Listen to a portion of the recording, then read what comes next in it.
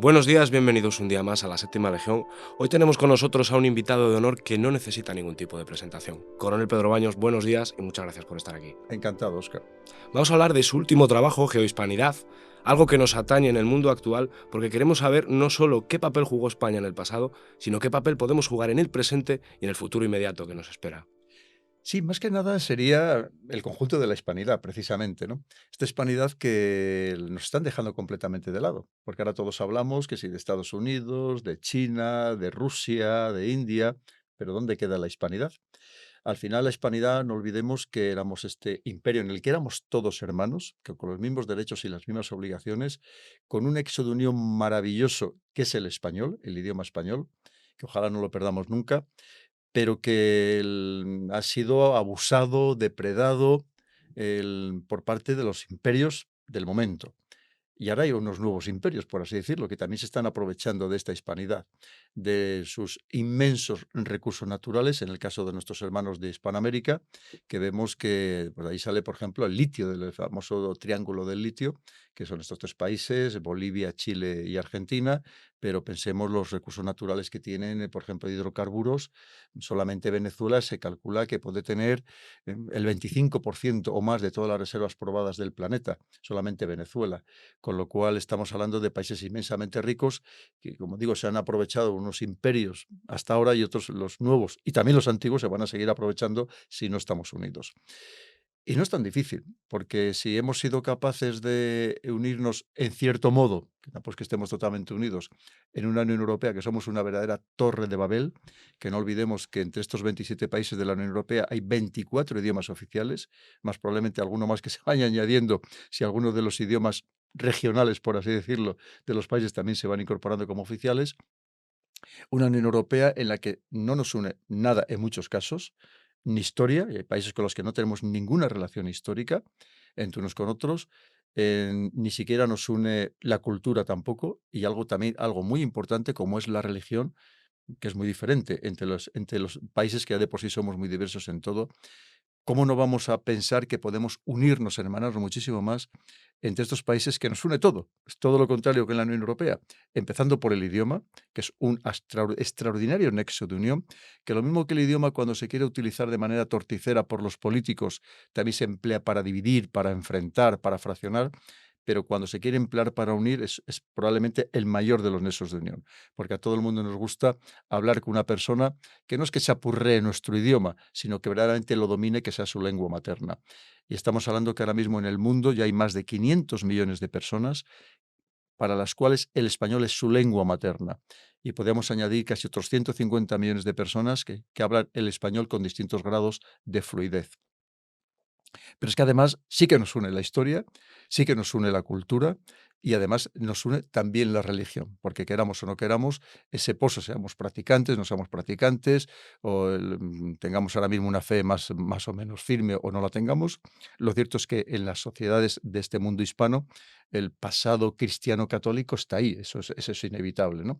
Y eso nos conforma incluso una manera de pensar, de entender la vida, de relacionarnos, y por tanto tenemos todas las posibilidades precisamente para conseguir ese hermanamiento, que no significa no respetar la política interna de cada país, ni mucho menos, por supuesto, cada uno tiene derecho a tener su política interna, que solo deben decidir evidentemente los ciudadanos en cualquier sistema democrático, pero yendo muchísimo más allá de esas circunstancias, las posibilidades de que nos entendamos en muchísimos órdenes, en muchísimos frentes, son desde luego gigantescas comparadas con las que pueden haber en otros escenarios. Y por tanto creo que tenemos una oportunidad única y más en un momento, Óscar, y que creo que tenemos que entenderlo, en el que se está creando o ya se ha creado un nuevo orden geopolítico. Una vez más, hemos pasado de una unipolaridad absoluta dirigida por Estados Unidos, hemos entrado en una multipolaridad, le guste o no le gusta a Estados Unidos, en la realidad, creo que está intentando evitar Estados Unidos, pero lo tiene muy complicado, prácticamente imposible. Y una vez más, ¿dónde vamos a quedar nosotros? ¿Dónde vamos a quedar la hispanidad? Y además, y por no extenderme mucho más con la primera pregunta, pero fíjate que solamente en Estados Unidos, solo en Estados Unidos, ya hay más de 60 millones de personas que hablan español. 60 millones. Hoy es posible ir desde Miami hasta Alaska hablando en español y te va a entender todo el mundo, te va a entender muchísima gente, vas a poder vivir en español. Ya no te quiero contar si vas, por supuesto, a la zona eso de Miami, por supuestísimo, ¿no?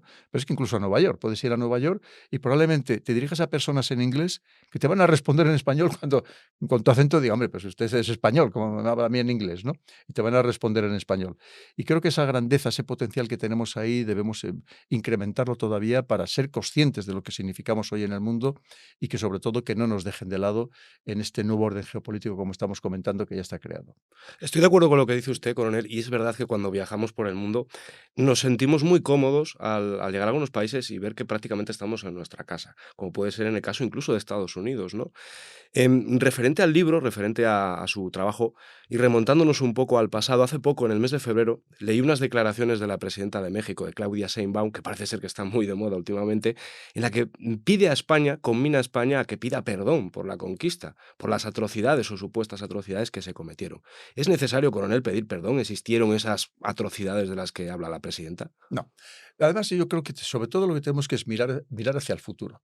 Muchas veces estos comentarios son para consumo de política interna, ¿no? Y aquí nos encontramos con un problema que España nunca lo ha hecho bien, nunca hemos sabido rebatir con argumentos todas estas críticas, que además son totalmente injustas.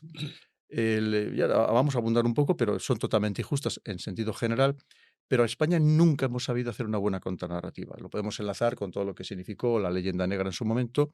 Y aquí nunca hemos tenido dirigentes que de verdad defiendan con uñas y dientes qué es lo que hay que hacer la nación. Hay que tener en cuenta que cuando alguien dice este tipo de afirmaciones, pues obviamente lo está diciendo para su población, por temas políticos, pero ahí es cuando debe surgir el gobierno español y siempre sin enfrentamientos, porque precisamente pretendemos todo lo contrario, pero con firmeza decir, no, esto no es así, y tener siempre buenos portavoces, por así decirlo, que digan, no, mire usted, esto fue así, así, así, de esta forma, de esta forma, de esta forma, ¿no? Que evidentemente además no podemos trasladar lo que sucedió hace 500 años al momento actual. No las mismas condiciones, no la misma forma de vida, no la misma forma de entender la sociedad, ni mucho menos. Y luego es verdad que puede ser que en aquellos casos, como no, habría bárbaros, habría salvajes, pero lo mismo que hoy tenemos delincuentes y tenemos bárbaros, y precisamente, lamentablemente, en México no es precisamente un país que pueda presumir de no tener violencia dentro de él. Y por tanto, creo que sobre todo debemos mirar hacia el futuro y dejarnos ya de estas diatribas del pasado. Pero claro, ¿qué sucede? Que además es que se da la paradoja de que cuando la señora Sheinbaum, la presidenta de México, dice esto, pues resulta que días más tarde nombra al nuevo jefe de las Fuerzas Armadas. ¿Y cómo se llama el nuevo jefe de las Fuerzas Armadas? Hernán Cortés. Es decir, si es que el pasado está ahí, es que el pasado, es que no lo podemos extirpar, no lo podemos arrancar. Y luego lo que hablamos, el tema claramente de la lengua, ¿no? Que nos sigue uniendo afortunadamente, aunque casi en donde menos se habla ya casi es en España, ¿no? Pero bueno, eso es otra parte. Pero es verdad que, mira, sobre todo si vamos al Río Grande, al Río Bravo, hacia el norte, lo que hay que ver es cuántos indígenas quedan de los que había al norte del Río Bravo. Y resulta que queda una pequeñísima proporción. Cuando tú vas de Río Bravo hacia abajo, de Río Grande hacia abajo, resulta que hay países donde más del 60% de la población es indígena. Más del 60% de la población. Entonces dices, ¿dónde está el genocidio? ¿Dónde fue? ¿En el norte o fue, o sea, en el norte del Río Bravo o en el sur del Río Bravo? Eso es lo primero que tenemos que pensar, ¿no? Y tenemos el caso bien claro, por ejemplo, del jefe Apache Jerónimo, que hablaba español. ¿Y cómo terminó sus días? Cuando le capturan los estadounidenses y termina en un circo junto con un mono hasta que muere de neumonía. Es decir, esa es la diferencia, ¿no? Evidentemente. Pero aparte de eso, que sí, que por supuesto que hubo luchas, que hubo batallas, que hubo, por supuesto, pero hemos de tener en cuenta la situación que había en el México, vamos a llamarlo así, que no era México, evidentemente, ni mucho menos, no es el México actual, en lo que había en aquel momento. Y, y sí, precisamente los conquistadores españoles consiguieron los éxitos que consiguieron fue gracias a todas las demás tribus que apoyaron a los españoles en contra de los que dominaban en aquel momento, que cometían auténticas barbaridades y que tenían en un estado de esclavitud, incluso con canibalismo, a las demás tribus. Eso es lo que tenemos que valorar, ¿no? Evidentemente, y además en lo que hablamos, no podemos trasladar lo que sucedió hace 500 años al momento actual, ni mucho menos. Pero es que además es que vamos a ir mucho más allá.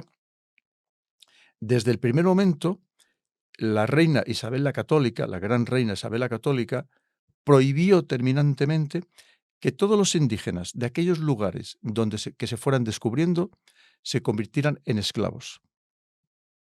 Así lo dijo bien claro. Es más, cuando viene Cristóbal Colón en el primer viaje y trae indígenas y se los presenta como esclavos a la reina Isabel, le dice que se levanten ahora mismo porque no son esclavos. Serán un súbdito mío exactamente igual que los que hay en la península ibérica. Exactamente lo mismo. El que luego sí hubo esclavitud, sí, pero esclavitud de los que venían de fuera de América. Pero de todos aquellos lugares de que se iban descubriendo, que se iban conquistando, o descubriendo, que es la palabra más correcta, Ujú. no podían ser esclavos. ¿Que hubo gente que abusó? ¿Cómo no? ¿Que hubo gente que cometió barbaridades? ¿Cómo no? Lo estamos hablando. Hoy en día es que vivimos en un mundo perfecto, en 2025. Pues claro que también hay salvajes, hay criminales, hay gente que comete auténticas atrocidades, por supuesto.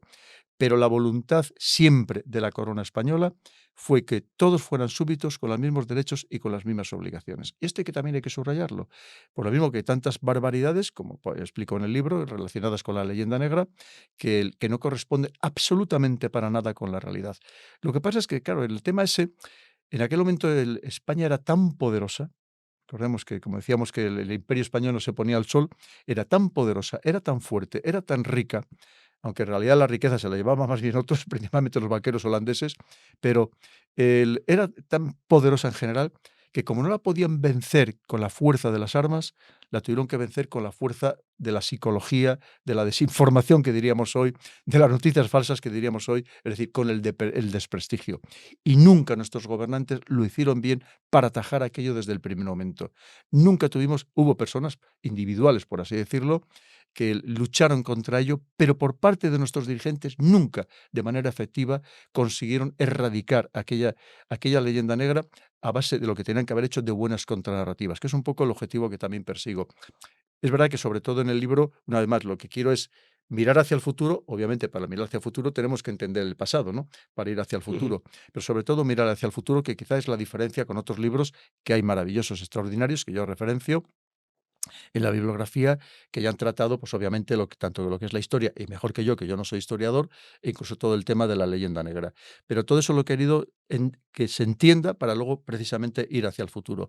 Pero lo que estamos hablando, que nos hace falta que cuando hay ese tipo de declaraciones, venga de donde vengan, sea del presidente, de la presidenta de México, del de Colombia, desde cualquier sitio, precisamente inmediatamente salir con esa contranarrativa.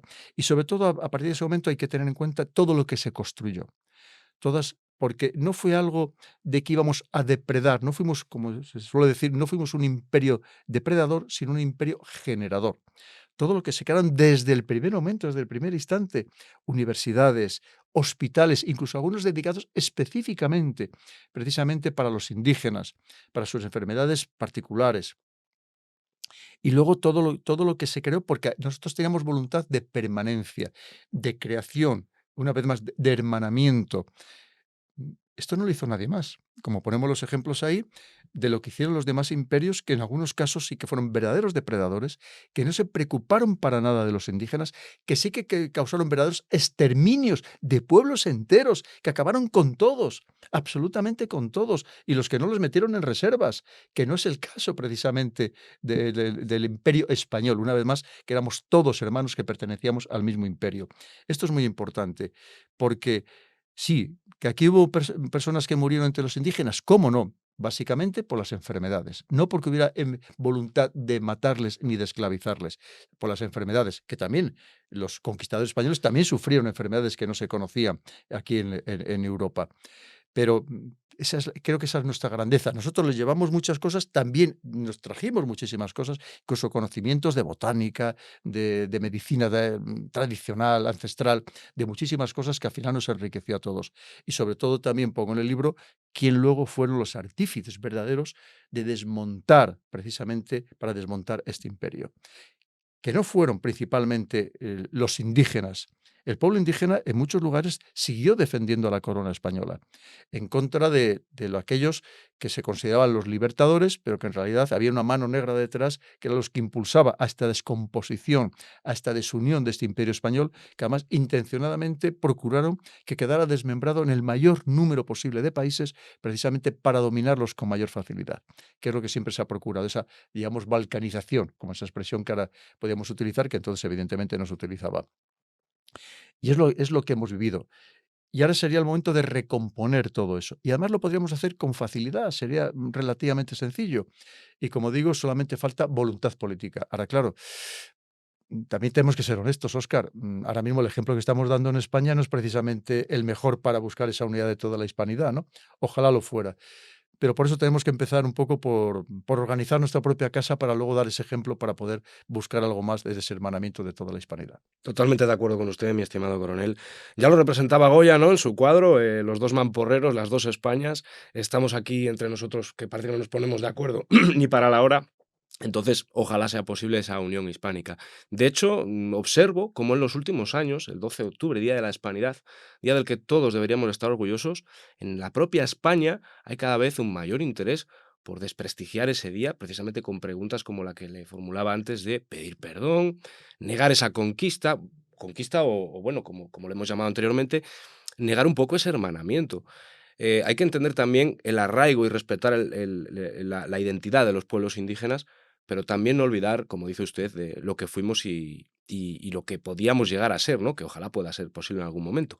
A propósito de todo lo que ha comentado, la pregunta que yo le quería hacer es, ¿todo eso que construimos, por qué se fragmentó? ¿Por qué tan rápidamente, además, a principios del siglo XIX, corríjame si me equivoco, en muy poquitos años, todos esos países dejaron de pertenecer al Reino de España? Ujú. ¿Qué fue lo que pudo pasar para que durante siglos dominásemos y de repente, pues todo se desmembrara? Sí, hay muchos motivos, pero si me permites, vamos a ir un poco al primer comentario de tu pregunta.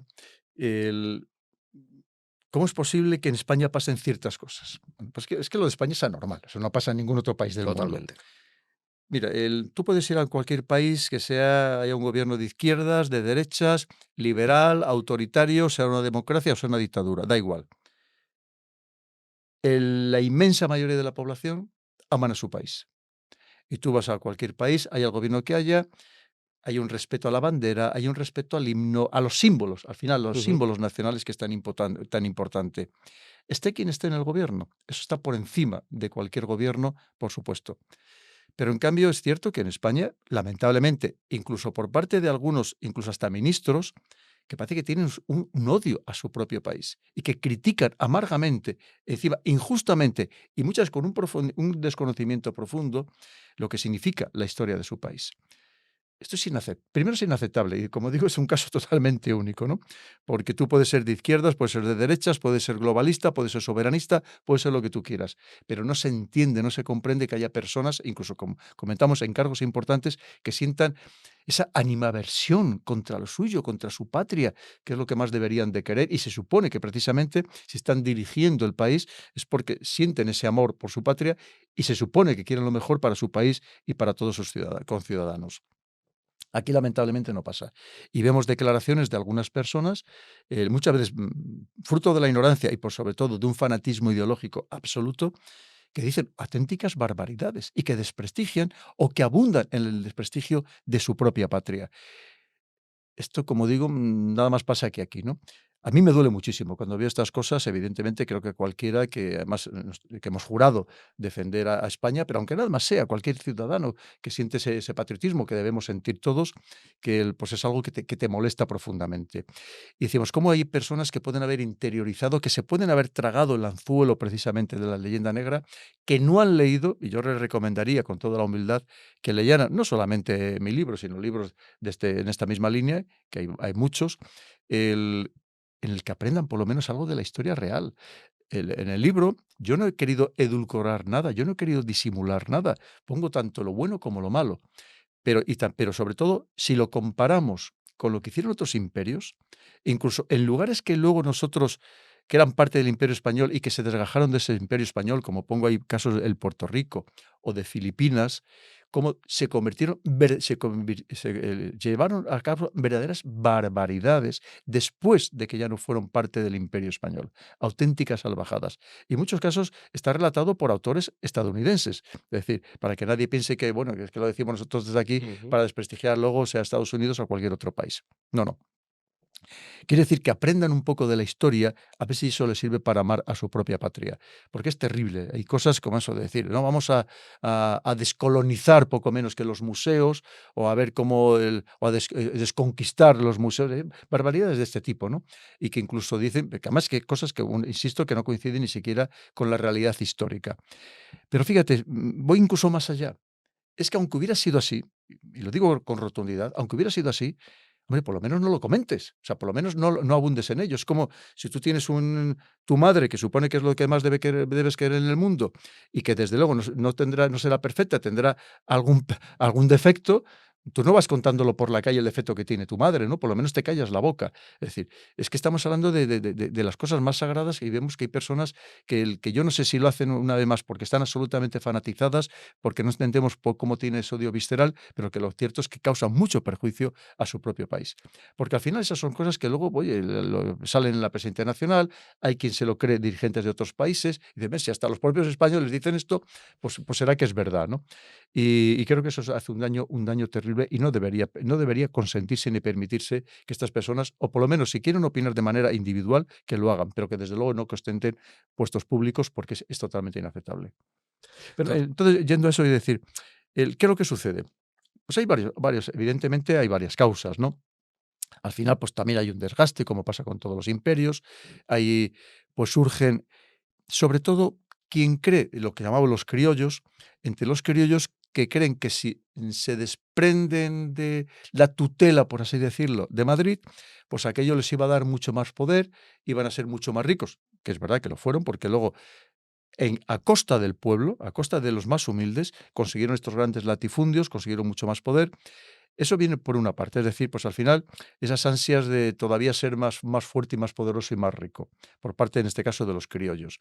También es cierto que lo que sería la corona comete errores, ¿no? Comete errores porque probablemente podría haber paliado la situación de una forma mucho más eficaz. Y luego no olvidemos estas manos negras que claramente existieron, que básicamente, y hay que decirlo, y en el libro lo detallo claramente, que fueron los ingleses y la masonería. Punto. Y a partir de ahí podemos abundar de todo lo que se quiera, porque esos fueron las verdaderas manos negras. Una vez más, como no te podían vencer en el campo de las armas, pues aprovechan para hacerlo de manera indirecta, para destruir aquel imperio que les perjudicaba para sus fines. Porque ¿qué consiguen, por ejemplo? Que por cierto, los ingleses, que lo pongo también en el libro, que aparentemente vienen a España a defendernos para luchar para la expulsión de los franceses, en realidad vienen porque les interesa en ese momento en concreto, que no eran amigos nuestros para nada, como nunca lo han sido, y lo que vienen aquí es aprovechar esa situación, entre otras cosas, para destruir prácticamente toda nuestra industria, que ya que estaban aquí en el territorio nacional, pero a ellos les venía bien luchar contra Napoleón, porque es que tenemos que entender mm, que al final todas las guerras tienen un componente económico.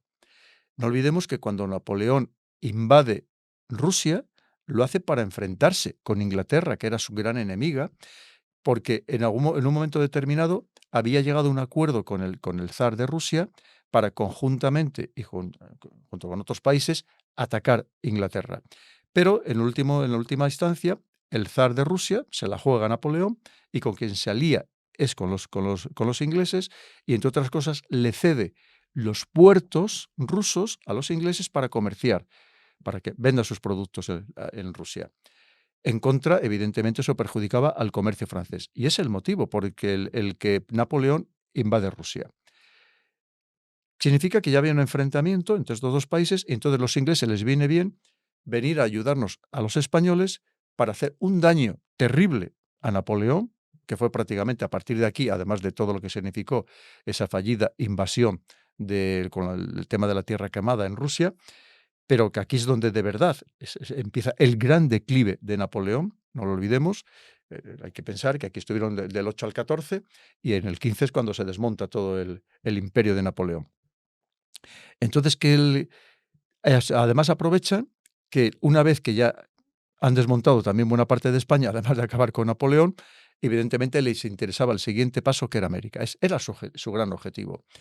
Porque además lo enlazamos con todo lo que significa la revolución industrial, que empieza sobre 1750, se empieza, bueno, más, luego digamos que se materializa o se amplía a partir ya de un siglo más tarde, más o menos, pongamos 1850, pero vamos, empieza ya en aquella época, y con lo cual le interesaba al reino, a Inglaterra, que además se estaba apoderando de buena parte del mundo a través de las colonias y que además se desprendía, eso se quitaba al otro imperio, que era el imperio francés, y lo que hace es que le interesaba vender sus productos y necesitaba mercados. Lo que hace cuando rompe completamente el imperio español, lo que hace es que todos estos países acaba con su producción manufacturera para sea ellos los que vendan sus productos fabricados a través con la maquinaria de la revolución industrial, se lo venda a estos países de América. Pero es que encima les hace otra jugada, que es a través de la deuda. Es decir, les presta dinero para que con ese dinero compren los productos que ellos fabrican. O sea, la jugada es totalmente maestra. Que esto lo habían aprendido ya del imperio anterior, del imperio holandés, que es el que, en cierto modo, pues es el creador del sistema capitalista o bancario actual, de los préstamos, los intereses, pero ellos lo perfeccionan. Y es una manera de tener a los países absolutamente dominados. Si tú ya les esclavizas con la deuda, que ya como decía el segundo presidente de Estados Unidos, que decía John Adams, que decía que hay dos formas de esclavizar un país, una es la espada y otra es la deuda, pues si les esclavizas con la deuda y encima les acabas con su producción tradicional y tú eres el que le vende los productos, pues el negocio lo tiene redondo. Entonces le interesaba toda esta jugada maestra. Y luego también incluso el tema religioso, ¿no? Porque al final el catolicismo también les molestaba. Pensemos que ellos son protestantes, o sea, es otra iglesia, y les molestaba el catolicismo con todo lo que ello significa. En fin, en definitiva, esas son las grandes manos negras que acaban con el imperio español, aparte de los errores que evidentemente pues, cometen nuestros gobernantes, que lamentablemente llevamos muchos siglos con gobernantes más que deficientes, y si no que vamos a hablar de los tiempos actuales, ¿no? Y parece ser que esa injerencia extranjera de la anglosfera sigue produciéndose en el siglo XXI. ¿Cree usted que las grandes potencias en ese foco iban a permitir una nueva unión hispana? Ese es el problema, que no lo van a permitir. Pero no solamente el mundo de la anglosfera, que lo estamos viendo ahora mismo, los ingleses, el interés que parece que tienen en llevarnos una guerra en Europa, ¿no? Que son uno de los principales artífices. Ahora mismo han liado también a Francia, la Francia de Macron, pero básicamente son ellos los que están otra vez todo el tema de Ucrania y con todo el tema de poco menos de llevarnos al continente a otra guerra. Entre otras cosas, porque ellos siempre se han considerado como son los equilibradores del poder en Europa, y siempre que ha habido alguien que haya destacado y que además les pueda perjudicar directamente a ellos su economía y sus finanzas, pues han considerado que deben acabar con ese poder naciente o que ya ha crecido. Y estamos hablando precisamente de la guerra napoleónica, estamos hablando de Primera Guerra Mundial, Segunda Guerra Mundial y el contexto actual, que básicamente es lo mismo. Con otras características, pero básicamente la esencia es la misma. Pero además de todo este mundo anglosajón, que todavía sigue siendo muy potente, tiene todavía mucho fuelle, pero hay otros también. No olvidemos que China también tiene muchos intereses en toda esta América, por supuesto, en toda. Y lo estamos hablando, se lleva el cobre de Chile, estamos hablando del tema del litio, que ya lo hemos comentado antes, estaríamos hablando, por ejemplo, de todo lo que la soja que se lleva de Brasil y de Argentina, de los hidrocarburos, los lleva de Ecuador o se los lleva de Venezuela. Él también hace también diplomacia económica, también a través de la deuda. En fin, más aparte, copar mercados para vender sus productos, que cada vez es más. Pero con lo cual, una vez más, si no estamos unidos, si no tenemos una voz única o influyente, que incluso reclamáramos un asiento incluso en el Consejo de Seguridad de Naciones Unidas, pues evidentemente lo tenemos muy complicado. ¿Nos van a dejar? No. ¿Significa que ya tengamos que tirar la toalla de antemano? Pues evidentemente tampoco, Óscar. Tenemos que seguir luchando por lo nuestro, ¿no? Porque lo cierto es que si no, vamos a quedar, pues eso, pues como nos pasa ahora, que no cuentan con nosotros para nada, que no somos ninguna voz en el mundo. Y no olvidemos una vez más que si hablamos de idioma por lengua materna, somos el segundo idioma en el mundo. Si hablamos por idioma en Internet, somos el segundo idioma en el mundo. Es decir, que tenemos una gran potencialidad y podríamos tener todavía muchísima más si de verdad hiciéramos las cosas bien, que no las hacemos tan bien como sí que las hacen otros países, por ejemplo, incluso para divulgar la lengua española, podemos hacer esfuerzos mucho mayores. Porque fíjate, hemos hablado que incluso si llevamos una hispanidad ampliada, que no solamente sea Hispanoamérica, no nos olvidemos de nuestros hermanos de África, empezando por Guinea Ecuatorial. que allí hay muchas tiendas donde lo que se vende son productos españoles. Hay muchísimos guineanos, incluso aquí en España, que hablan perfectamente español como tú y como yo, y que no nos debemos olvidar de ellos. Pero fíjate, incluso si queremos todavía una hispanidad ampliada, si hablamos de la Hispania antigua, que estaríamos incluyendo a todo el mundo lusófono. Entonces sí que hablamos ya de temas todavía, estaremos hablando de Portugal, estaremos hablando de Brasil, estaremos hablando de Angola, estaríamos hablando de Mozambique y hasta de Timor Oriental. Quiere decir que fíjate si tenemos una gran potencialidad para hacer muchísimas cosas. No olvidemos que en Brasil cada vez más necesitan hablar en español, porque todos los países que le rodean hablan español, evidentemente, y cada vez lo necesita más, y de hecho las élites suelen hablar perfectamente español. Y no solamente eso, sino que para nosotros es mucho más fácil entendernos con el portugués brasileño que con el portugués de Portugal. Nos podemos entender y ellos nos entienden también perfectamente. Y de hecho, en el libro también lo pongo, como cuando Brasil recientemente intentó que fuera oficial en las escuelas el idioma español, para que no solamente las clases altas, sino también los más humildes, las personas más sencillas, pudieran también aprender español para poderse relacionar mejor con los países del entorno, hubo potencias europeas que se negaron, que le pidieron al gobierno brasileño que no lo hicieran. Porque aquí cuando hablamos de Europa se nos llena a todos mucho la boca y que todos somos hermanos, y no es verdad. Cuando hablamos de si alguien piensa que aquí nos vaya a venir alguien a defender en Europa si el día de mañana tenemos un problema con Ceuta y con Melilla, con Canarias, que no piense nadie que aquí nos va a venir a ayudar nadie, porque la historia nos demuestra que no, que aquí nos utilizan cuando quieren, porque nosotros los españoles somos buena gente, como los hispanos, somos personas bien mandadas, somos personas de bien y inmediatamente, además, pues nos explotan y abusan de nosotros, pero los demás no son así, ni mucho menos. Aquí que nadie pensemos que nadie nos va a venir a ayudar, ni mucho menos, como lo demuestra la historia. Así que tampoco solamente hay que leer historia, que hay que leer mucha historia, una historia que se está perdiendo. Tú sabes, Óscar, que todos estos temas de lo que fue el descubrimiento, el asentamiento, la creación del Imperio Español, en algunas comunidades autónomas se estudia en uno, máximo 2 hojas. Lo desconocía por completo, Pues coronel, entonces, claro, pero impresiona. evidentemente, ¿cómo vas a pedir luego a políticos que surjan de esa deficiente educación que conozcan la historia? O sea, porque tengan una vocación personal. Pero además de eso, pues así luego cuentan las historias que cuentan, las barbaridades que cuentan, porque lo único que a lo mejor han leído es precisamente lo negativo sobre su país, porque no han leído la verdadera historia. Es que ahora mismo es que hay una educación muy deficiente en general en España. Entonces está creando pues muchísimos problemas y entre ellos pues ese desconocimiento de nuestra propia historia y sin cómo vas a amar lo que desconoces, es imposible.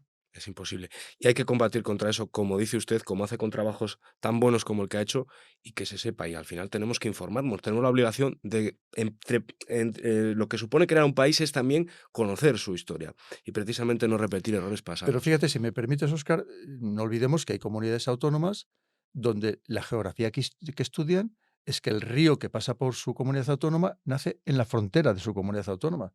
O sea, no les explican dónde nace, dónde nace de verdad en España. Entonces, claro, es que estamos falseando todo, ¿no? Pues una vez más, pues por estos políticos que lo sabemos, que están causando tanto daño a sus propios conciudadanos. Porque hay que respetar nuestra diversidad, por supuesto. Precisamente tenemos que entender que la diversidad que hay en España, empezando por la lingüística, pero siguiendo por la orográfica, la climática, la gastronómica, absolutamente todo, tenemos que ser capaces de convertirlo en riqueza y no en motivo de enfrentamiento como estos políticos, pues por sus propias ansias de poder, consiguen. Que al final hacen, una vez más, un daño tremendo a sus propios ciudadanos. Que, por cierto, a los hijos no les llevan a estos colegios donde solo estudian en las lenguas locales, no, les llevan a colegios internacionales porque ellos están en otra dinámica. Pero, pero también debemos tener, además de que respetemos, no solamente respetemos, sino incluso ayudemos a conservar y a potenciar esas diversidades que nos enriquecen a todos, pero también tenemos que tener nexos de unión. Un país que no tiene nexos de unión, antes o después termina por romperse completamente. Y aquí tenemos un maravilloso nexo de unión, ya no solamente dentro de España, sino estamos hablando del mundo, que es el español, que es el español. Y en cambio, el idioma español, que así hay que decirlo. Pero además, está aceptado que se puede decir tanto castellano como español. Y a mí me gusta más decir español. Y como tengo derecho a decirlo, pues lo digo. Entonces, quiere decir que tenemos que tener esos nexos de unión y no debemos perderlo en contra de lo que se está haciendo. Y no debemos olvidar que esto lo ha permitido los dos grandes partidos en España. Es decir, no es cuestión, no estamos hablando ni de uno ni de otro, estamos hablando de cómo se ha deteriorado la situación con todo lo que ha ido sucediendo. Y esto lleva mucho tiempo labrándose, entonces lo que te decía, es muy difícil intentar buscar esa unidad de toda la hispanidad cuando evidentemente aquí estamos yendo más abundando en la desunión que en la unidad. Y precisamente lo que nos hacen falta son políticos que nos hablen de unidad, que no nos hablen de enfrentamiento. Y siempre, como digo, no solamente respetando, sino potenciando y facilitando que se conserven esas diversidades, pero siempre también teniendo nexos de unión, porque si no, lo cierto es que solo es cuestión de tiempo que termine por desmontarse la España tal y como la conocemos. Precisamente volviendo un poco al presente y algo que nos está preocupando mucho al conjunto de la población civil, que vemos todos los días en los medios de comunicación, es esa política de rearme, es esa política de aumento de gasto en defensa, por cierto, vía impuestos, todo hay que decirlo, y el papel que puede jugar España. Hasta ahora, y como comentaba usted antes, nadie va a defendernos, ¿no? Si nos vemos envueltos en un conflicto bélico a escala global, pero tenemos un peligro, porque veo continuas reivindicaciones de Marruecos, no solo a Ceuta y Melilla, sino ya a nuestras Islas Canarias.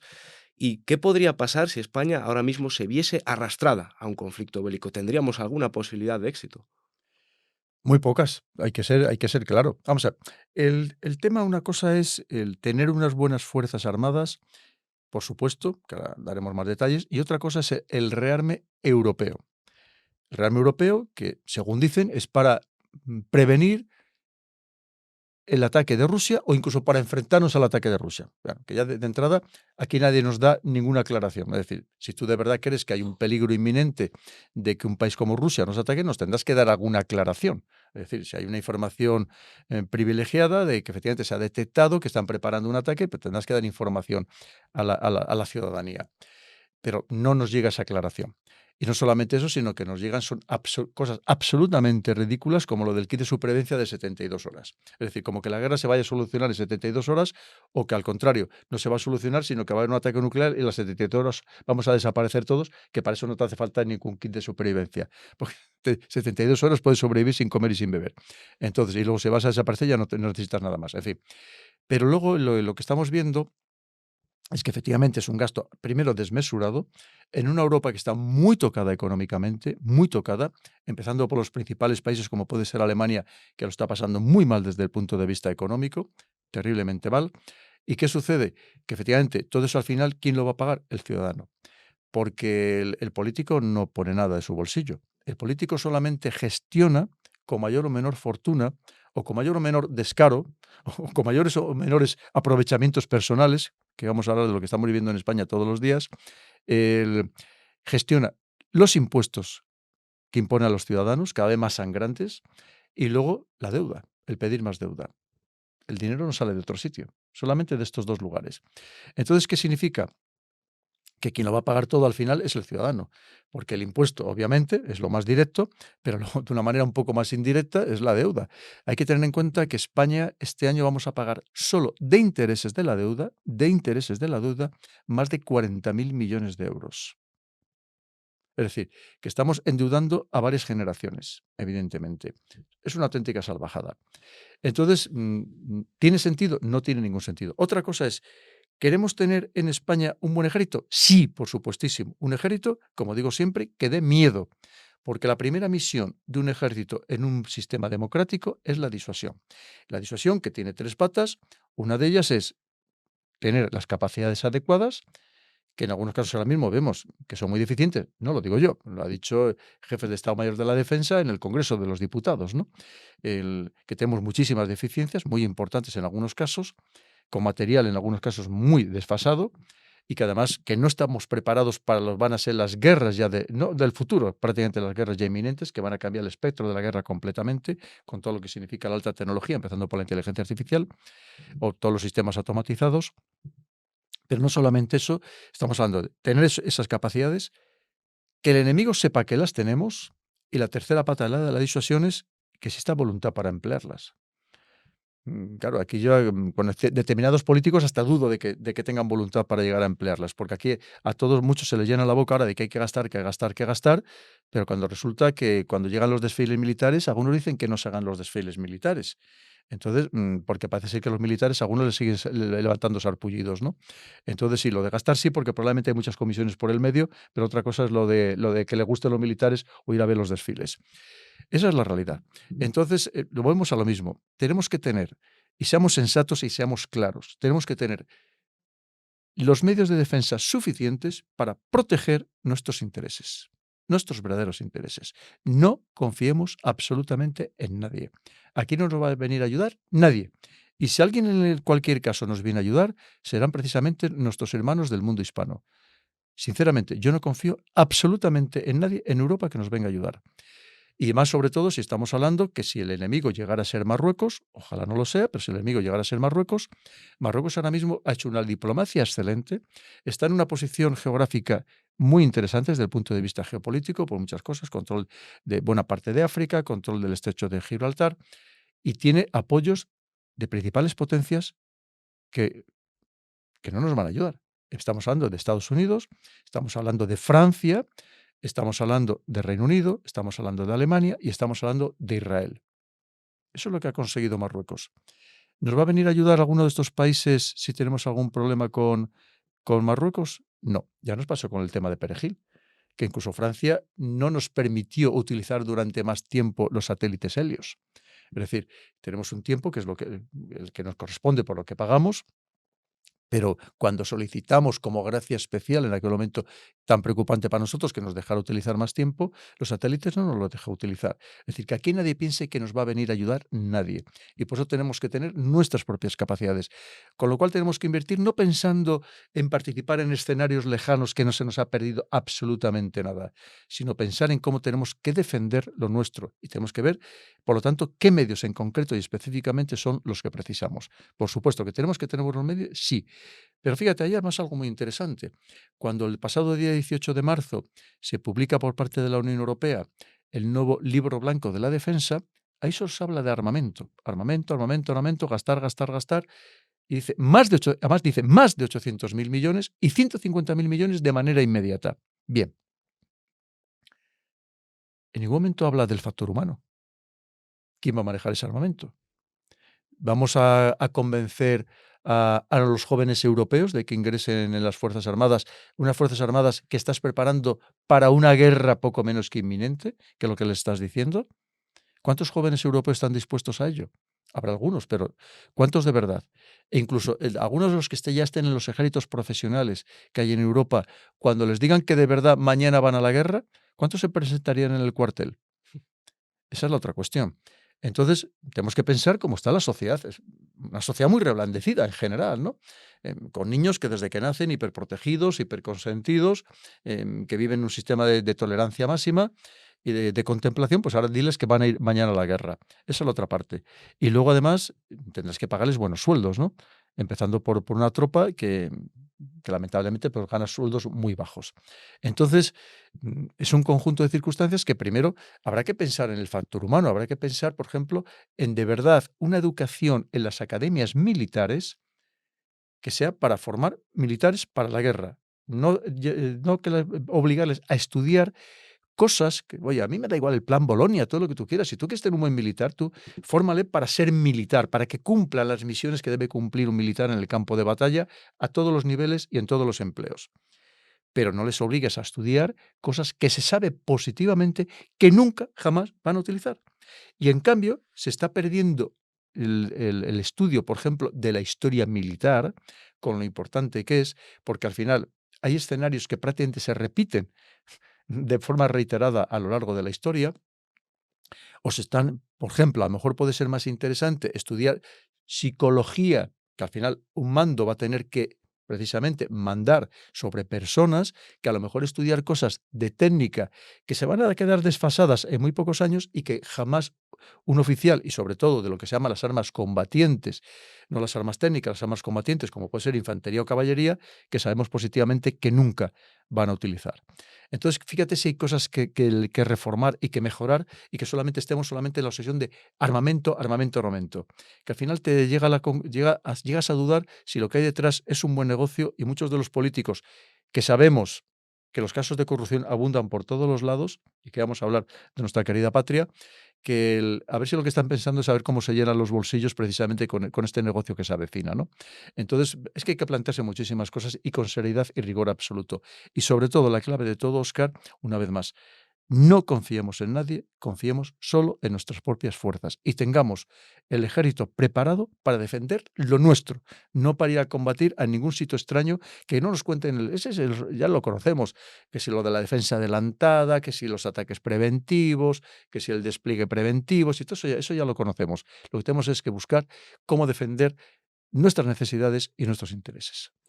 Y tal como comenta todo esto, claro, es que asusta ver todo esto en los medios de comunicación. Es una situación muy similar a la que vivimos en la pandemia, en la que uno no sabe si se pretende manejar a una masa y ver cómo responde ante una supuesta emergencia, o es real, o hay posibilidades de un conflicto real. En cualquier caso, ¿cree que algún día es posible que el mundo hispano se una? Mira, empezando por lo otro, tú piensas que somos mucho más fácilmente manipulables de lo que creemos. Hoy, como recibimos información por muy diversas fuentes, información de forma constante, por esta hiperconexión, que es una de las características de nuestro tiempo, aparte de la aceleración de acontecimientos, una es la hiperconexión, clarísimamente, y pensamos que estamos bien informados, y no lo estamos. Estamos bien manipulados, porque es tremendamente sencillo. Piensa que hoy muchas personas cada vez más se informan solo y exclusivamente a través de las redes sociales, como puede ser, por ejemplo, Twitter X. Ahí apareces, ¿verdad? Si sigues, pues, claro, a ciertos medios de comunicación, a ciertas personas, pues puedes recibir muchísima información. O a través de Telegram, también de los servicios de mensajería instantánea. Pero eso está todo manipulado y condicionado. Allí actúan servicios de inteligencia, actúan ejércitos, precisamente para manipular a las sociedades. Y es muy sencillo, a base simplemente de viralizar cualquier narrativa, cualquier discurso, que es muy fácil a través de las redes de bots o incluso personas pagadas para ello, es tremendamente fácil. Y al final lo que están imponiendo son discursos para que tú te los creas como ciudadano.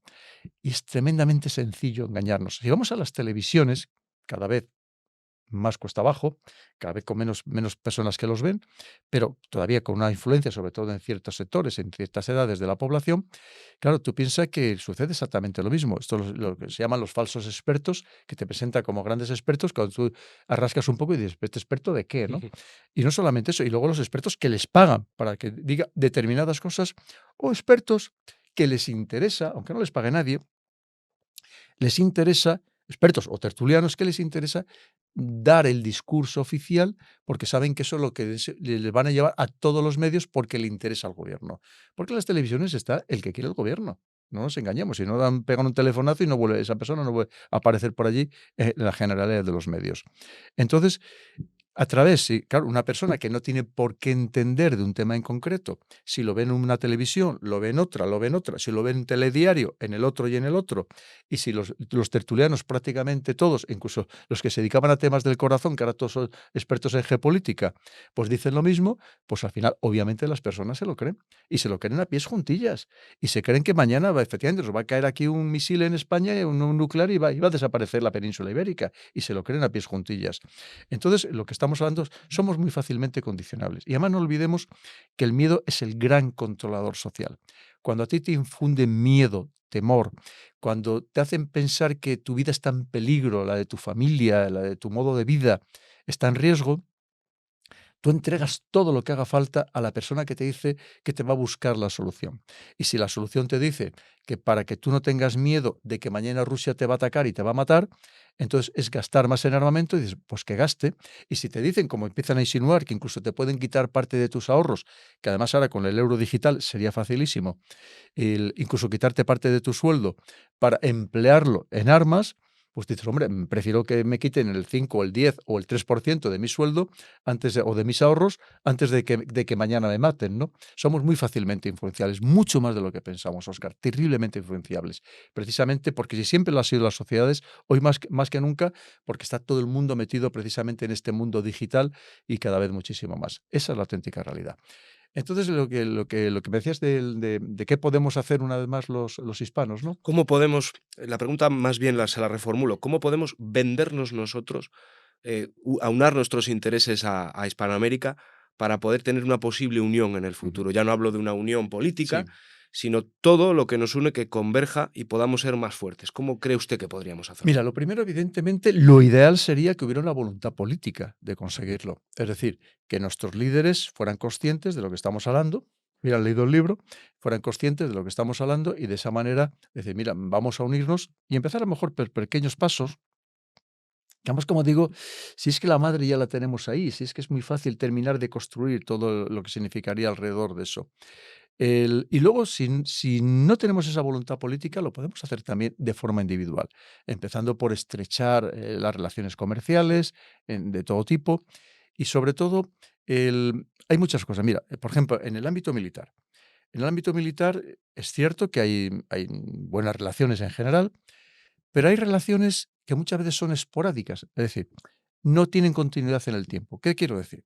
Que dependiendo del gobierno, por ejemplo, que haya en España y el gobierno que haya en los distintos países de Hispanoamérica, vienen de los otros países a España, o vamos militares, o guardias civiles, o policías a los otros países de Hispanoamérica, dependiendo de ese momento. Y eso es un error. O sea, ¿por qué no vamos a tener aquí permanentemente, por ejemplo, haciendo el curso de Estado Mayor, o me da igual, o de artificiero, a militares de todos los países de Hispanoamérica, con independencia de quién esté en ese momento en el gobierno que tengan? Porque los gobiernos cambian, lo que no cambia precisamente es el mundo hispano. Esto es eterno. Entonces, sí, porque cuando tú estableces esas relaciones también son para siempre y es fundamental las relaciones personales. Personas que, en el caso, por ejemplo, del curso de Estado Mayor, sabes que mañana van a ser los generales que manden las Fuerzas Armadas de sus países.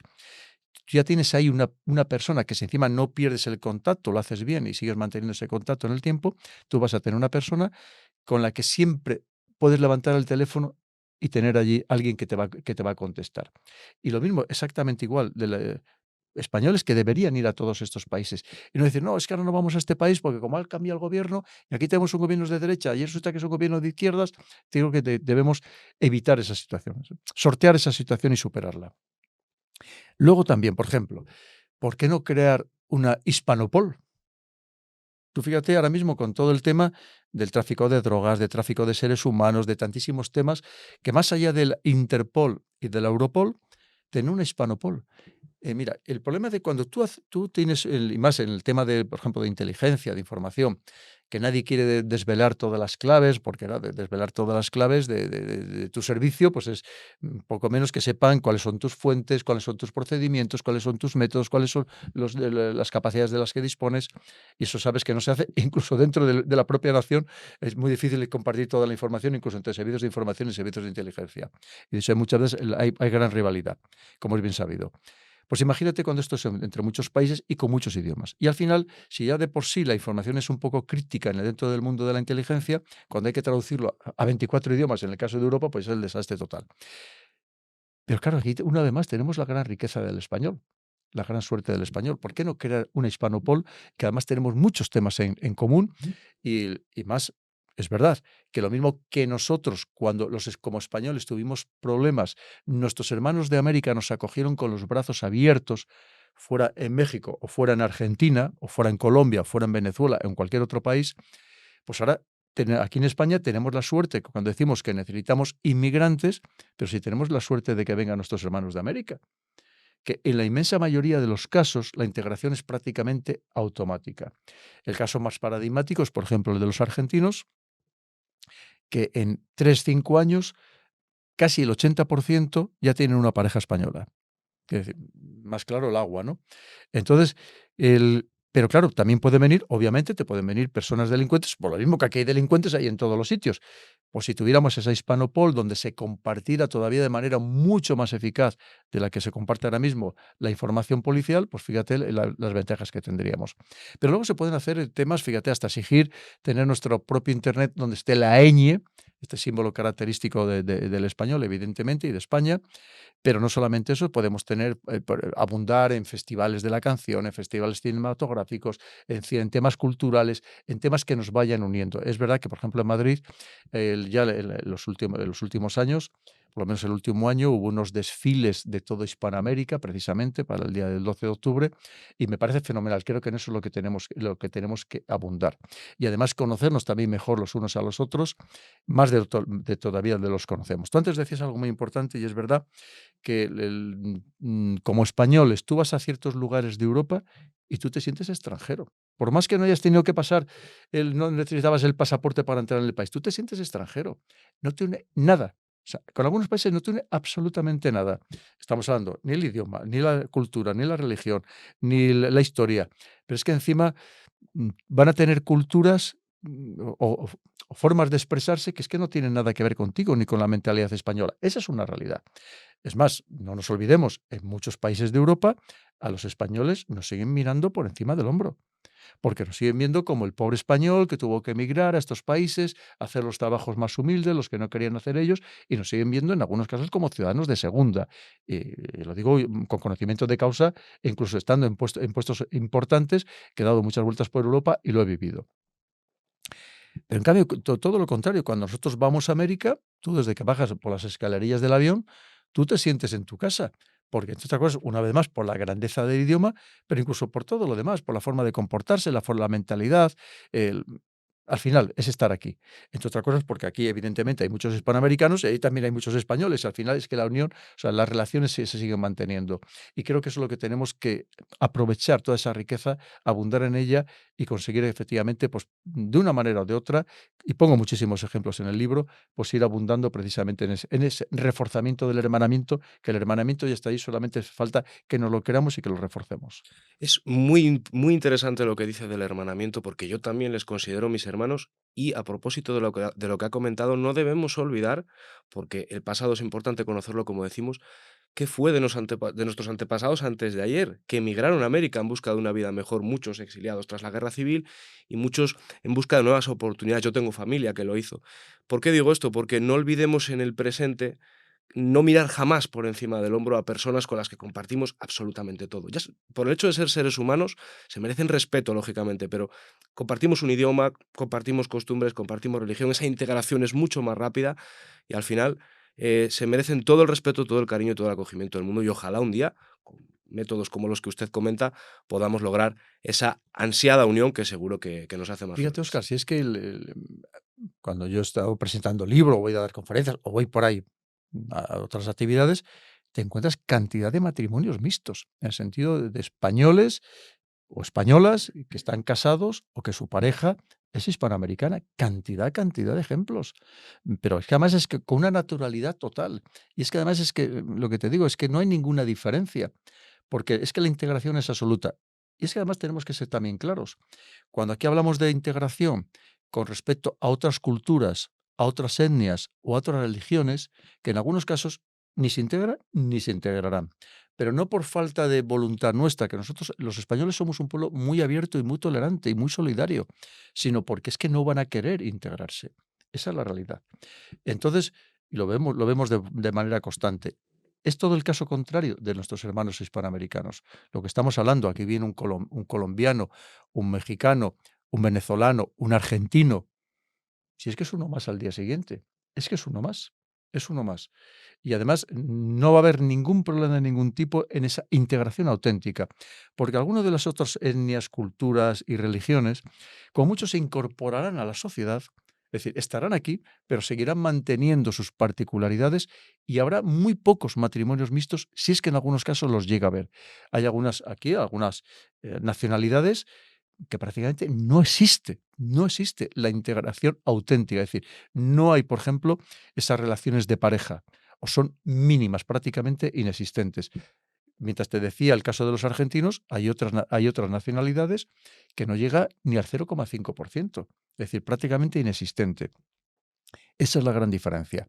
Y luego, no solamente eso, sino que pueden incluso trastocar, transformar la sociedad de acogida, precisamente por las grandes diferencias culturales, de mentalidad, de entender la vida y la sociedad, cosa que evidentemente no sucede por todo lo que tenemos ese pasado común en todos los órdenes, evidentemente con las personas que vienen de América. E incluso voy a decir algo más.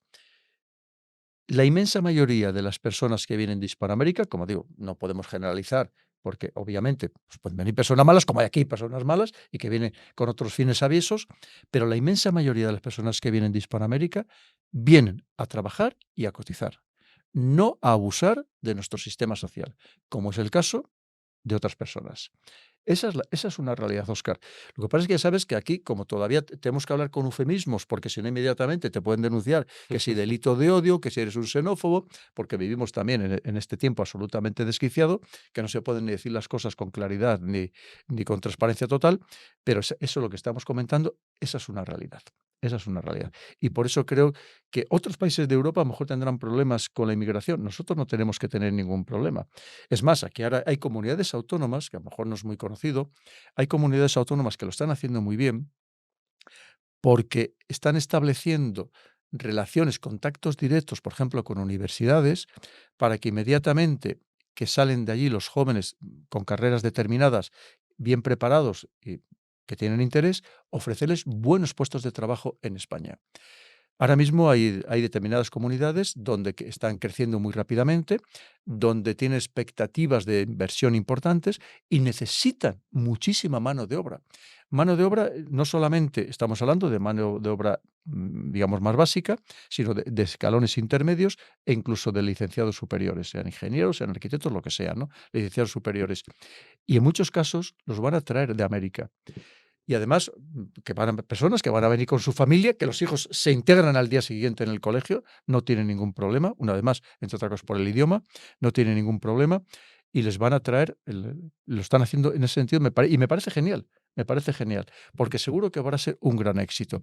Y más cuando ya son personas que encima pues, les valoren allí, que personas con capacidad, personas que quieren de verdad venir a trabajar y, como decimos, a cotizar y a buscar su futuro aquí, que lo van a tener inmediato. Y fíjate, además, fíjate lo que hablamos, Óscar. Si aquí la cosa se complica en Europa, que tampoco nadie sabe lo que puede pasar, tanto porque tengamos un shock económico, como que efectivamente nos terminen de llevar algún insensato a la guerra, a lo mejor es que nos tienen que volver a coger mañana nuestros hermanos de América, tenemos que volver a llamar a su puerta y pedirles que nos acojan de nuevo. O sea, que te quiero decir, y además ya sabes que hay quien dice que sería probablemente la parte más segura del mundo, ¿no? Porque si los demás, Europa, estaríamos en un caos total, buena parte de Asia también, con Estados Unidos también, ¿dónde estaría mejor? Pues en Centroamérica y en Sudamérica, ¿no? Entonces te quiero decir que no perdamos esa posibilidad de reforzar ese hermanamiento que creo que va a ser muy importante para hoy y para el futuro. Desde luego que sí, coronel. Una última pregunta que le quiero hacer. ¿Estamos ante el declive de Europa? ¿Estamos ante una nueva caída del Imperio Romano? El problema es que en Europa no somos conscientes de cómo ha cambiado el mundo, cómo ha cambiado, no es que vaya a cambiar, cómo ha cambiado el mundo. Seguimos con una gran soberbia, con una gran prepotencia, seguimos pensando que somos el ombligo de todo el planeta y estamos absolutamente equivocados.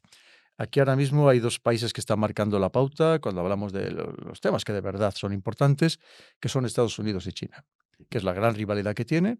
Por un lado, en Estados Unidos, que se ve como el gran poder decreciente y, por tanto, la historia demuestra que se vuelve muy peligroso los países en esta situación porque va a hacer todo lo posible para no seguir perdiendo poder, que es lo que estamos viendo con Donald Trump. Donald Trump es un producto, o sea, esto no lo hace Donald Trump, es el Estados Unidos que ha encontrado la figura representativa de eso que necesitaban hacer precisamente para no seguir perdiendo poder o intentar recuperar el que habían perdido. Pero luego tenemos una China que en cierto modo ha superado en muchos aspectos a Estados Unidos, la más avanzada hoy tecnológicamente del mundo, y, y claro, ¿dónde quedamos nosotros? Pues quedamos que ya no vamos a poder, por más que lo hagamos, ya no vamos a poder alcanzar hoy por hoy a estos países, a estos dos países. Podemos hablar de mucho más, pero básicamente estos dos. Porque de India hablamos un poco, que es un país también muy interesante.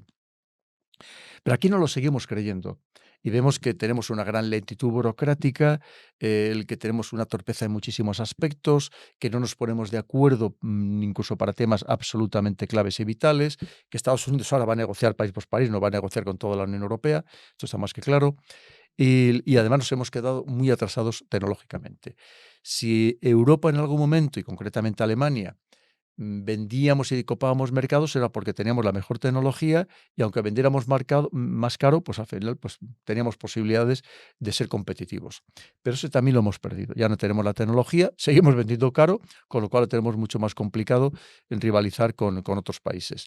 Pero es que además de todo eso, una Europa que tremendamente diversa, como estamos comentando, una verdadera torre de Babel, con grandes diferencias. No tenemos una percepción de amenaza común, no tenemos una mentalidad de que verdaderamente seamos europeos. Habría que empezar por definir qué es exactamente Europa, Ujú. evidentemente. Y luego, sobre todo, una Europa que hemos alcanzado, por así decirlo, el cenit de la civilización, o no lo hemos creído nosotros, y estamos en la cuesta abajo, claramente. Una Europa pues, muy reblandecida, donde se han perdido muchísimos valores de todo tipo. Hemos entrado en un materialismo, en un nihilismo, en un egoísmo, en un sistema absolutamente hedonista, en donde todo se banaliza, todo se cuestiona, todo es posible. Y luego, pues, sobre todo, en, en no saber enfrentar el nuevo mundo que ya está creado, y ver que hay otras potencias y que lo estamos viendo, que ahora, porque ahora la duda poco menos que de Europa es si vamos a seguir con Estados Unidos, si vamos a seguir a hacer más cerca de China, o vamos a seguir con los dos, no vamos a seguir con ninguno, o qué es lo que vamos a hacer. Y además cada país va absolutamente por su lado. Con lo cual estamos en una situación tremendamente delicada, pero aquí hay quien todavía no entiende que estamos en esa situación y sigue un poco abundando o creyéndose efectivamente que estamos marcando la pauta de algo. Y no es así en absoluto. Entonces hay que tener en cuenta que a partir de esa primera revolución industrial que antes comentábamos, que empieza sobre mediados del siglo XVIII, aunque luego se consolida un poco más tarde, pues sí que tuvimos un gran poder, teníamos colonias, teníamos tanto en África como en Asia, el mundo era prácticamente nuestro, en los que marcábamos la pauta, pero esto se ha acabado. Esto se ha acabado. Y aquí hay quien se resiste a creer que se ha acabado y, sobre todo, no está sabiendo entender las medidas que se venían a adoptar precisamente para no seguir abundando en ese hundimiento de Europa. Lo tenemos muy complicado y sobre todo porque aquí nos falta liderazgo, nos faltan personas competentes. Aquí alguien se tomó poco menos que a un juego la política, podía entrar cualquiera. Es más, los más capacitados no querían entrar en política. No tenemos verdaderos líderes, no tenemos personas en muchos casos bien formadas y lo tenemos en nuestro propio país, que parece mentira. Antes un ministro te decían es el ministro y a ti te impresionaba una persona con grandes capacidades, empezando por capacidad de oratoria, pero con conocimientos profundos, una persona culta, una persona ilustrada, y estamos viendo en algunos casos que es todo lo contrario, ¿no? Casi te dicen ministro o ministra y poco menos que te da la risa, ¿no? De pensar, y sobre todo personas que al final se rodean todavía de personas mucho más incompetentes. Y eso lo trasladamos a Europa y exactamente igual, por no hablar de los escándalos permanentes de corrupción en el propio seno de la Unión Europea. El último lo hemos tenido con el Huawei Gate, pero tenemos el Morocco Gate, el Qatar Gate y tantísimos otros escándalos que permanentemente, aunque lo tapan entre ellos, evidentemente, pues tanto muchísimos implicados, pero lo vemos que al final es una Europa que no termina de funcionar y no termina de arrancar. Y encima con un gasto desmesurado para los ciudadanos, que él piensa que cada eurodiputado nos cuesta en su conjunto a los ciudadanos europeos al mes más de 60.000 euros cada eurodiputado, más todo lo que significa el conjunto de las instituciones europeas. Y al final, pues vemos que hay muchas cosas que no terminan de funcionar. Este momento quizá que estamos viviendo sería el momento para crear una Europa diferente, crear un supraestado, pero me temo que de momento, con los intereses que hay internos, esto tampoco se va a producir. Así que sí que efectivamente creo que estamos claramente en ese proceso de descomposición de lo que significa Europa y sobre todo pensando a la velocidad que están creciendo los demás, al ritmo que van los demás y al ritmo que estamos yendo nosotros. Efectivamente ha caído todo en un descrédito general y la población pues cada vez cree menos cada vez es más negativa, ¿no? Cada vez cree menos en un futuro positivo. Pero ojalá ese futuro sea Mm. positivo. Pero fíjate, Oscar, si me permites, Sí, que eso es claro, muy interesante porque sobre todo los más jóvenes ya han dejado de creer incluso en la democracia liberal. totalmente. Obviamente, tú piensas que cómo están viviendo ahora los jóvenes, esto ha sido un claro retroceso. Cuando yo salí de la academia, estamos hablando del año 85, quitando mi primer destino, a partir de ahí yo nunca viví en un piso de menos de 90 metros cuadrados, que entonces era el piso estándar. Y yo me lo pagaba con el 25% de mi sueldo. Eso era el piso estándar. Hoy hay muchos jóvenes que están viviendo en habitaciones, y casi ya habitaciones compartidas, ya no el piso compartido, en habitaciones compartidas en barrios periféricos de las grandes ciudades, con trabajos muy mal pagados, con trabajos discontinuos que no les permiten poco menos que valerse por sí mismo, incluso aun teniendo más de un trabajo. Quiere decir que parece que estamos retrocediendo en vez de estar avanzando. Y curiosamente, esto lo permiten estos gobiernos más progresistas de la historia, que vemos el encarecimiento sistemático de la vivienda, sea para comprar o sea para alquiler, o para alquilar, y lo estamos viendo en tantísimos otros temas. Y un encarecimiento desmedido de la vida que no se puede cuando te dice compra comida ecológica. Ya nos gustaría comer comida ecológica, ¿verdad? Con lo carísima que es. Y así tantas cosas. Al final, y entre otras cosas, también hay una sociedad que cada vez está mucho más polarizada, unos ricos muchísimo más ricos, una clase media que está desapareciendo y se está empobreciendo, unas jóvenes que no serán clase media como pudieron ser sus padres o sus abuelos en algún caso, y sobre todo muchas veces con la mentalidad además de que poco menos que trabajar es malo y vamos a trabajar lo mínimo posible, ¿no? Es decir, es un poco, es el hundimiento generalizado de todo el sistema. Entonces hay muchos jóvenes que están dejando de creer en esto, según las encuestas, y no creen en la Unión Europea, no creen en la democracia. Y aquí, claro, lo más fácil es decir, no, esto la culpa la tiene China y Rusia, que están creando una campaña psicológica para que los jóvenes no, perdona, es que la situación es la que es. O sea, no culpemos a nadie, que siempre lo más fácil es culpar a alguien. Lo mismo que ahora intencionadamente están haciendo otra canallada, que claramente lo es, que es enfrentar a los jóvenes con sus abuelos y tratar de mentalizarles de que si viven mal los jóvenes es por culpa de sus abuelos, porque tienen pensiones muy altas, tienen un piso en propiedad y viven muy bien y encima se les paga las vacaciones con el inserso. Esto es una campaña internacional, que por ejemplo el medio este de Economist, el medio este británico, eso es una campaña que hace de manera permanente, ¿no? Para ir mentalizando un poco a las poblaciones. Es decir, como los de nuestros dirigentes han sido incapaces de solventar los problemas de los jóvenes, pues alto que les tienen que enfrentar con sus abuelos, que en muchos casos son los que le están manteniendo, para ver si así buscan un enemigo y diluir ellos sus responsabilidades. Eso es lo que estamos viviendo, Óscar. Entonces, ¿qué significa? Pero eso aquí. En cambio, en otras partes del mundo es una dinámica diferente. Entonces, claro, dices, ¿tienes razón en no creer en el sistema? Tienen toda la razón del mundo, ¿no? Porque solamente hay que ver que no satisfacen con todo el esfuerzo que han hecho. Les ha dicho, oye, estudia, prepárate, fórmate, aprende idiomas, sácate un doctorado. Y dices, bueno, ¿y para qué todo esto, no? ¿Para qué todo esto? No hace muchos años, un licenciado superior, pues un arquitecto, un ingeniero, era alguien para toda la vida, era un señor, iba a tener un piso, iba a tener otro piso en la playa o en la montaña, podía sacar adelante una familia numerosa y probablemente ni siquiera sin su pareja de trabajar, ¿no?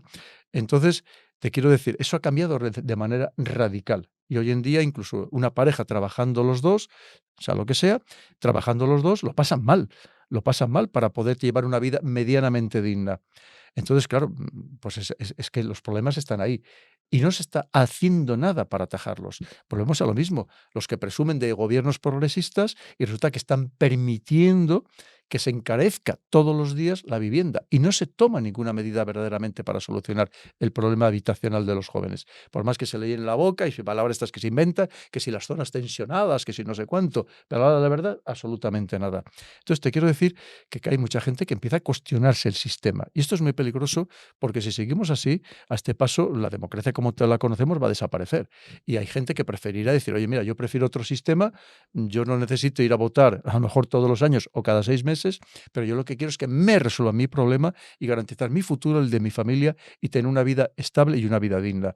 Y por eso te digo que estamos en un tema muy importante, muy delicado, es un momento muy particular, sobre todo en el tema en el caso de Europa. ¿Cree usted que hemos perdido la libertad? En muchos temas sí, clarísimamente, en muchos temas sí. Hay que pensar que hoy, para hablar de ciertos temas, nos autocensuramos. Es decir, hemos caído ya no solamente en la censura que existe, sino en la autocensura. Y es más, y hemos caído muchas veces en la cobardía, pero cobardía incluso en estamentos que no deberían ser cobardes en absoluto, porque hay miedo a expresarse, hay miedo a hablar. Porque hay cosas que efectivamente te pueden acusar, y además normativa de la Unión Europea, lo que hablamos, esos sacos, digamos, desastre, ¿no? De decir, que todo cabe, que puede ser delito de odio o desinformación. ¿Qué es delito de odio y qué es desinformación? Odiar es un sentimiento. Ujú. A ti te pueden acusar por odiar algo. Hombre, evidentemente hay dos tipos de odio. Sería el odio pasivo y el activo. Es decir, el pasivo, el que tú odias algo pero no lo demuestras, y el activo es el que lo demuestras, ¿no? Pero hemos entrado además en un momento en el que raro es que digas algo y no hay alguien que se sienta ofendido. Imposible hoy en día ser comunicador y a mí me pasa todos los días, ser comunicador y que no haya alguien que lo que digas no le moleste y además se sienta ofendido y te denuncie por ello. Porque antes alguien se molestaba y se callaba la boca y ya está, ¿no? Y lo estamos hablando desde en el humor. O sea, ahora mismo tú ves películas o ves series o ves documentales de no hace tantos años que hoy sería, o publicidad de no hace tantos años que hoy sería impensable. Hoy sería impensable. Y nadie se rasgaba entonces las vestiduras. Pero hoy, como efectivamente hay quien además se han creado departamentos específicos para ello, hay mucho dinero también detrás y hay muchos intereses, y luego hemos creado esa la sociedad de los ofendiditos, pues efectivamente cualquier cosa que digas hoy se puede malinterpretar, porque ya no es lo que digas, es cómo lo interpreten y te puede perjudicar enormemente. Entonces, ¿qué pasa? Que muchas personas no quieren expresarse con libertad y una vez más se autocensuran. Esto es terrible, porque precisamente, evidentemente, al margen de que tú no puedas hacer algo que vaya en contra de la legislación vigente, pero aparte de eso, deberíamos no abrir tanto el marco, porque al final es que no vamos a poder hablar de nada. Porque, oye, es que cualquier cosa alguien lo puede, una vez más, malinterpretar y denunciarte por delito de odio o por desinformación.